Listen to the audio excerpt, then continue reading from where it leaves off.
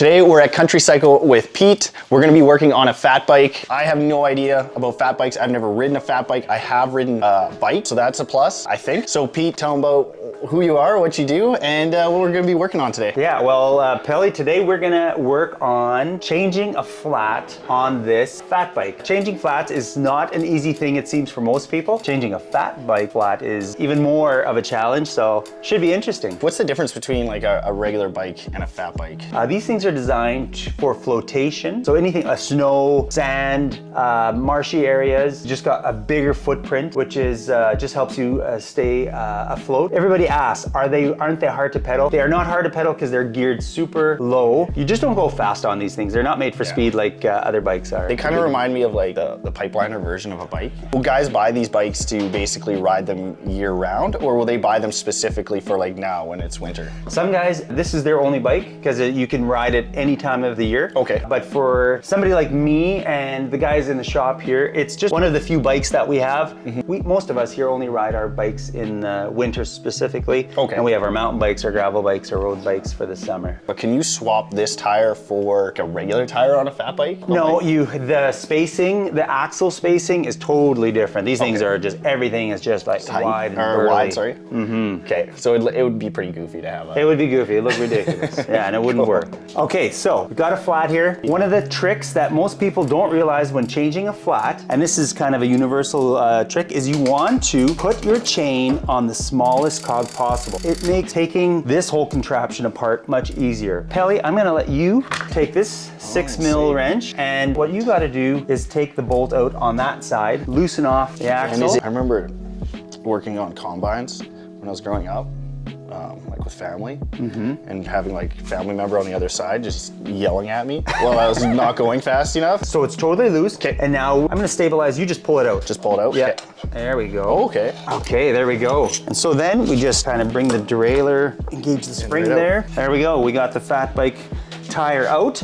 And now what we want to do is just take the tire off the bead. And this is why changing fat bike tires is the worst, because you got to try and get it off the bead. There we go, but it's working. So you can see we're getting the tire off the bead. There's a little bit of air left in here. To make it easier, we're going to let out the most amount of air that we can. These things probably hold a decent amount of air, hey? Yeah, you can pump them probably like, I don't know, 50 PSI before they blow. But really the trick with the flotation on these things, if you want to get like really good performance out of them, you want to run them really low, like 5 PSI, 5 to 8 PSI for winter. Okay. The lower the pressure, the better the grip. Fat bike tubes, luckily, almost never blow on you. Okay. So it's something that I haven't done for years, and so I'm gonna suck at this as well. Perfect. So we got our first tire lever in here. Let's do another one. So what we want to do, Pelle, is we want to get this next one in here, and then just try to get it totally off of its bead. I don't know.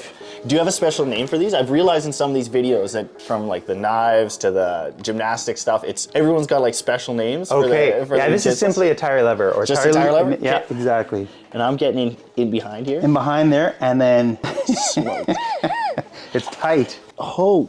Yeah. Or if you, go down the line a little ways and see if you can get, it's ridiculous. I'm not gonna wreck anything here? No. What the? Yeah, so you never want to be caught at -20 on the trail with a fat bike tire. Is a regular suck.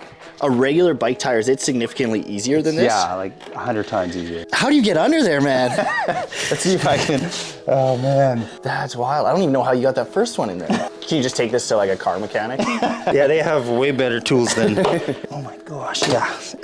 That's wild. Right on. Logan, what's the trick to these things?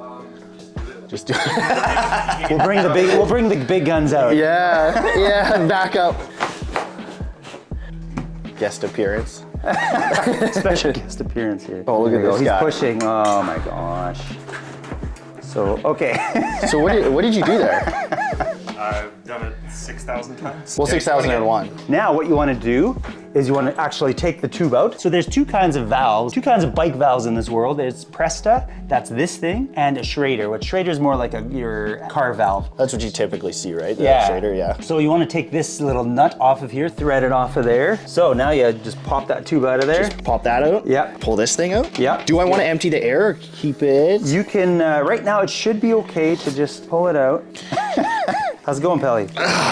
I need more muscles, man. That's the trick, isn't it? Isn't that the answer to everything? Yeah, that's exactly it. More muscles. It's a boy. So yeah, there's always gonna be a bit of air, no matter if you get a flat, like a pinch flat or a thorn in there, there's always gonna be a little bit of air still in there. So you got it out. Yep. Now we just grab a new tube. Okay. And so we this take guy's this, just gonna that guy's done. Instead of using this thing, we'll just pretend that's a new tube. You should keep Pete talking about the tube, that we're just gonna reuse the tube. And that's actually kind of funny. So we're gonna put this tube into the tire. Okay. Oh, from the heavens. Dun, da, da, da, da. A good idea when you're changing a bicycle tube is you want to give it a little bit of shape and put a little bit of air in it. So that way when you put it in there and you're taking your tire levers and you're putting the bead back on, you don't pinch flat it. So right now this, you know, it has no shape. So if you stick it in there, it can kind of just go all over the place. Can be all twisted up, yeah. kinked. Okay. And so that's not cool. So you want this side. I'm gonna look like an idiot with something simple like this. Let's see this. There we go. So that's great, I think. Bring this back up to the heavens. That's handy. And now you find the hole in the rim and just get her back in there. Easy peasy. Yeah, that's exactly how you do it. I'd be costing you guys money right now. And then I'm just basically tucking this in there? Yeah, tuck it in there nicely and right throughout the whole rim. I'm trying to think of what this reminds me of. Fitting myself in a pair of jeans I bought when I was 15. Yeah, these still fit. I imagine you started biking and then got into kind of repairs and sales and stuff. Yeah, I fell in love with biking a little bit later in life, or late teens, when I first really started biking. I got my first nice bike then, and then I hooked up with Tinker Creek Cycle, James Friesen, south of Morden. And he had something cool going, fell in love with what he was doing, the shop vibe. This shop, Country Cycle, was located in Gorteets, and I got to know that guy just by chance, and he was looking to sell, so I worked under him for a year. I knew that there was potential if I moved this to a bigger center. Yeah. He already had a good, well-established customer base, but I knew there was more opportunity, so that's one thing that I'm attracted to with the biking culture is that it's a lot about community. Like the Manitoba cycling community is amazing, and this space, to me, I want it to be inspiring to people. I want people to walk in and it's like, yeah, this is cool. I want to be a part of this. Yeah, what are we doing now? I got the tube now we want to get the whole tire back on, get the bead set in there. So just kind of knead it. So what you do, exactly. Just push this in. Exactly. I'm gonna kind of harness what Logan was doing there. Yeah, like this. He's going back and forth quite a bit. Is this working or is it just slowly popping out down the line? I'm watching to make sure that the bottom doesn't pop out, but so far so good. Man, this is going way too well. Okay, now now you get to the difficult part. Logan, can you give me some motivational speech as I'm doing this? I'm not making any progress. How you do this, man? Okay, done. Look, it looks great, doesn't it? Now we filled up with air, right?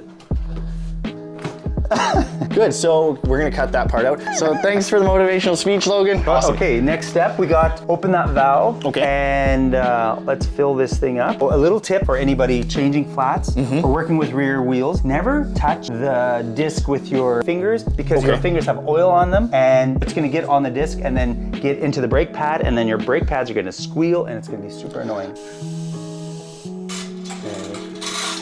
Dun, dun, dun, dun. That's satisfying. Have you ever got hit by this thing? Walking around just at like a nice height? And if somebody accidentally leaves it at the wrong height. I seen you looked over at Logan there. And then so I'm just sliding this guy on here? You are, except for you're doing it the wrong way. Now get it into the frame. Beautiful, now hold it steady. Didn't you balance bike tires?